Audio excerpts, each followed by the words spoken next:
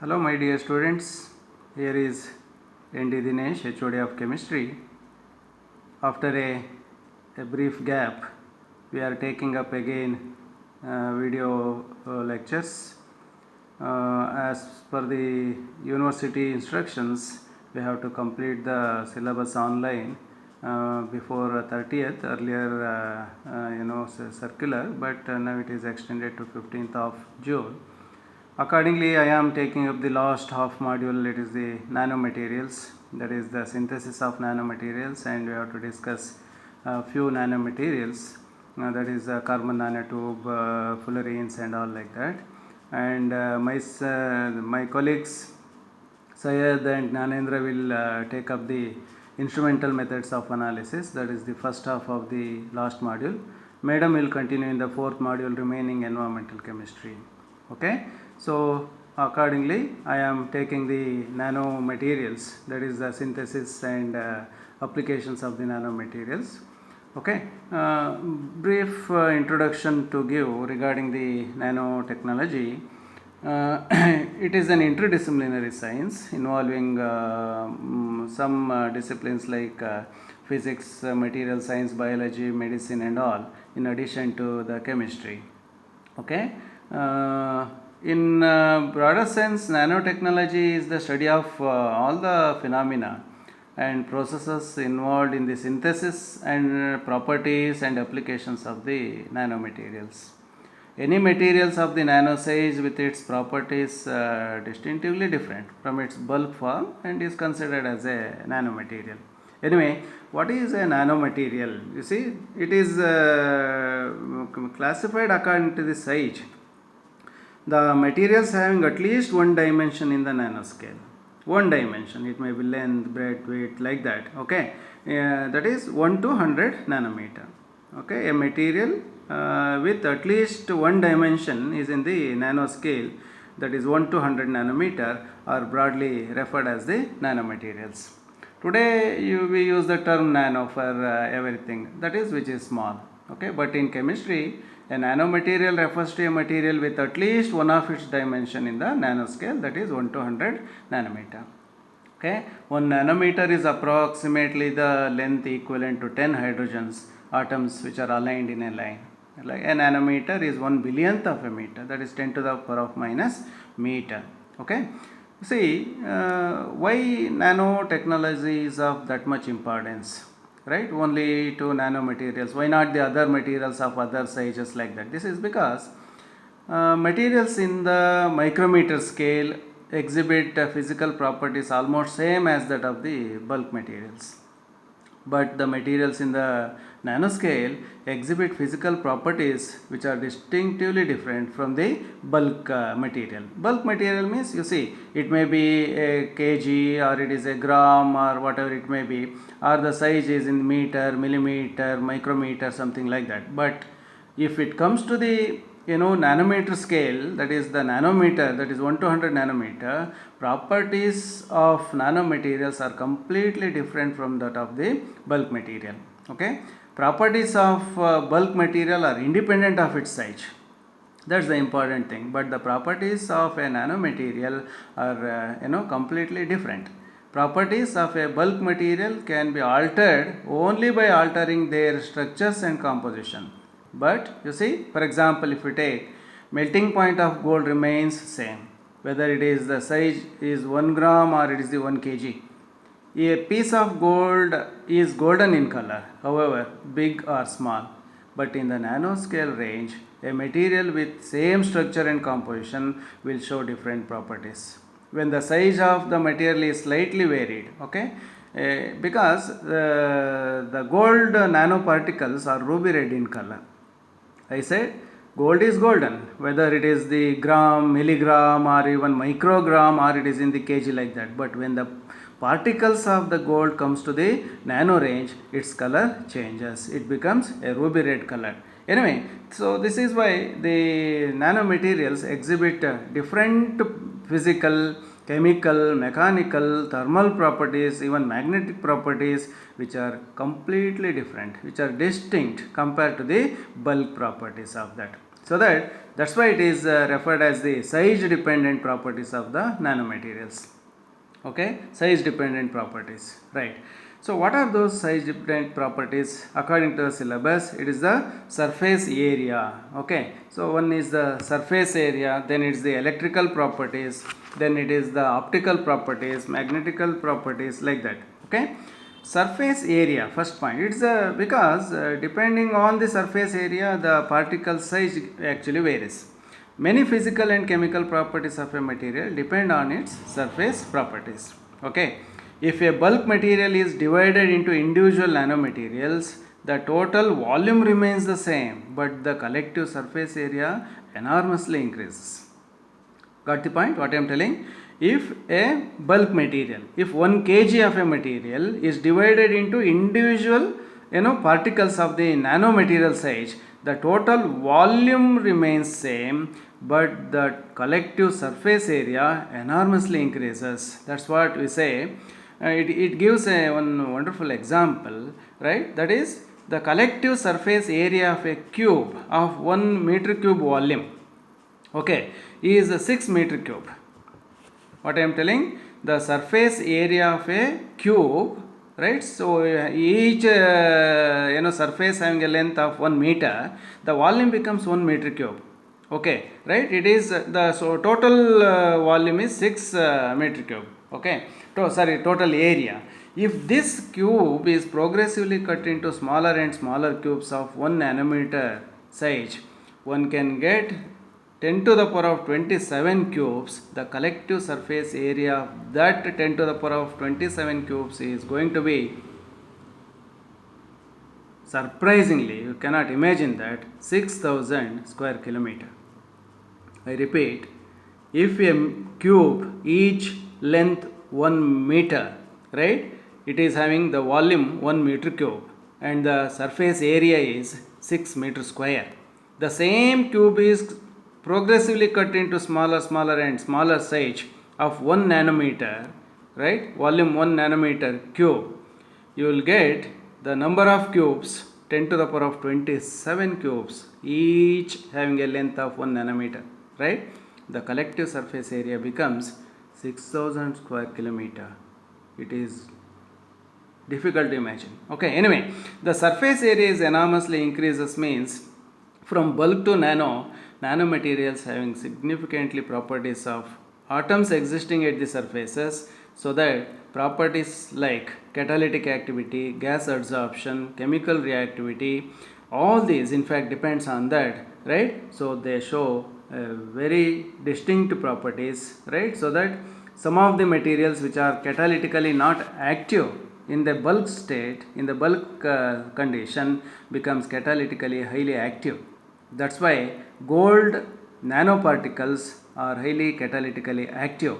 They find wonderful applications in chemical synthesis or whatever it may be, but the bulk gold is catalytically inactive. We have seen platinum, nickel, other materials like iron, whatever it may be, but we have not seen gold is used as a catalyst in the chemical synthesis or whatever it may be. But the nanoparticles of gold are catalytically very active.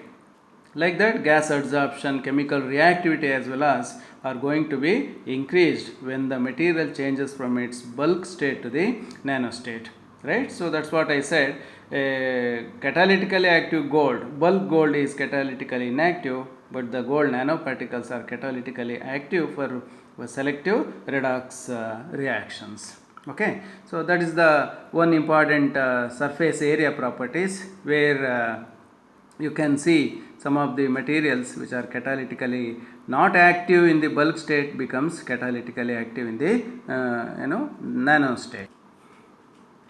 One more size dependent property is electrical property. Okay, electronic bands in the bulk materials are continuous, right? So what is that? Electronic bands in the bulk material are continuous due to the overlapping of orbitals of billions of atoms, because in the bulk state billions of atoms are overlapped and their bands or electronic bands also overlapped.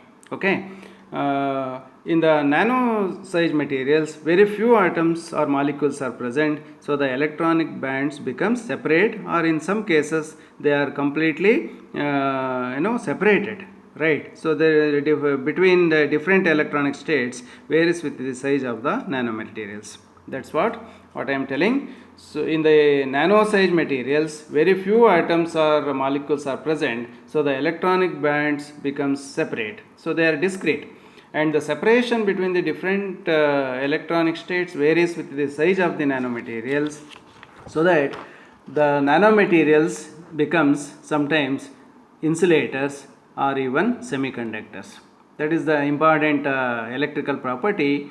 Bulk gold is good conductor, but the semiconductor materials, right, the gold semiconductors are in the nanoscale.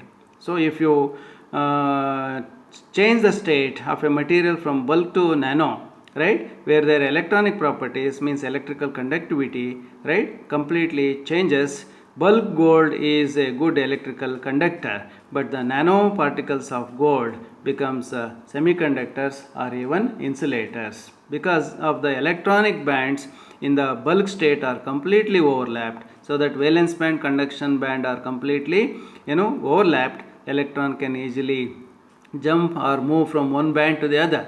Because of the presence of the large number of atoms, their electronic bands are overlapped. But in case of the nanoscale materials, these because of the presence of few atoms, right, so that their electronic bands are discrete, they are separate. That means there is a gap between conduction to valence. In such cases, materials do not conduct electricity as unlike in their bulk state. So that due to that reason, some of the materials which are good conductor in the bulk state becomes insulator, or in some cases acts as semiconductors in the nanoscale. Okay. Another important property is the optical property. Okay, right. Nanomaterials in general can have peculiar optical properties as well as, okay, right. The discrete electronic states of nanomaterials allow absorption and emission of light of specific wavelength. I repeat, discrete electronic states, as I said earlier, okay, of the nanomaterials can allow absorption or even emission of the light of particular wavelength. Hence, nanomaterials exhibit different colors, that is different from their bulk material, because the absorption and reflection or emission of the light is going to be of particular wavelength is going to be changed if the material changes from bulk state to the nano state. Okay, nanoparticles of different size can scatter radiation of different wavelength. Okay, nanoparticles of different size can scatter the radiation of different wavelength. That's why colors of few colloidal solutions is due to the scattering effect of the light. Okay, so in addition, some of the nanoparticles of metals, for example, exhibit unique optical property, that is called as that is a phenomenon referred as surface plasmon resonance. What do you mean? That size of metal nanoparticles is very much less than the wavelength of visible light. Okay, because the colored radiation, it is the visible radiation which is having the wavelength range 400 to 780 nanometer, right. Size of metal nanoparticles is very much less than the wavelength of the visible light, that is 400 to 780 nanometer. Therefore, metal nanoparticles are not expected to absorb visible light, but these particles found to exhibit large optical absorption cross section, which is very much higher than the size of the nanoparticles. Okay, when light hits the surface of the metal particles, electrons present on the surface starts oscillating to and fro in a very synchronized way. This is referred as the surface plasmon resonance. Okay, that what is that? When the light hits the surface of metal particles, electrons present on the surface starts oscillating back and forth, means to and fro, in a synchronized way, in a very systematic way, in a small space, and this effect, I said, is referred as the surface plasmon resonance. These resonating electrons have the cross-sectional area very much higher than the nanoparticles. Depending on the frequency of oscillation, resonating electrons can capture radiation of different wavelength. Okay, that's why the color is going to be changed. This property is referred as the optical property. So what we can say, surface area greatly increases. Electrical properties, due to the number of atoms present, is going to change the electronic band states. And due to the smaller size, these light scattering, absorption, emission, these properties varies, so that surface area increases, that catalytical activity increases, gas adsorption increases. In electronic properties, nanomaterials becomes insulators or semiconductors. In optical properties, color of the materials, nanomaterials, or their solutions are going to be changed. It's all because of the change in the size, means the number of atoms present in the nanoparticles are going to be very less compared to the bulk materials. In addition to these properties, one more, right, it is a mechanical property, you can say, where it is the capillary force, that is the elastic properties, okay, their strength, right. So all these are going to be changed. Thermal properties, that includes the heat absorption, heat capacity, melting point. Okay, melting point of bulk material remains same, where it is it may be 1 gram or 1 kg, as I said similarly. But melting point of nanomaterials considerably decreases, okay, because in nanomaterials only few atoms or molecules present, I said similar to that. So conduction of heat, thermal expansion, right, of the materials are going to be completely changed when the material changes from bulk to nano. Okay, thermal properties, I said it may be the heat capacity or the melting point or the thermal expansion. Okay, all these are going to be changed when it changes from bulk state to the nano state. If it is a mechanical property, I said it is maybe a the strength, or it is the capillary forces. Okay, all these are going to be changed when the material changes from nano to bulk to nano state. Okay, so these are all referred as the size dependent properties. Okay, not there are so many other properties, but according to the syllabus, is the size dependent properties. One important is the surface area, electrical property, optical property. Okay, and the thermal and mechanical properties all are going to be drastically changes if a material changes from bulk to nano state. Okay, so this is what is nanomaterial and what are the size dependent properties. And according to the syllabus, right, we have to go for the synthesis of nanomaterials by Sol-Gel process, chemical vapor deposition method, and precipitation method. Apart from so many methods, according to syllabus we have only 3 methods, I said, and we have to go for the few nanomaterials, their synthesis, properties, and uses. In the next video, I will take up the synthesis of nanomaterials by the 3 methods. Okay, thank you.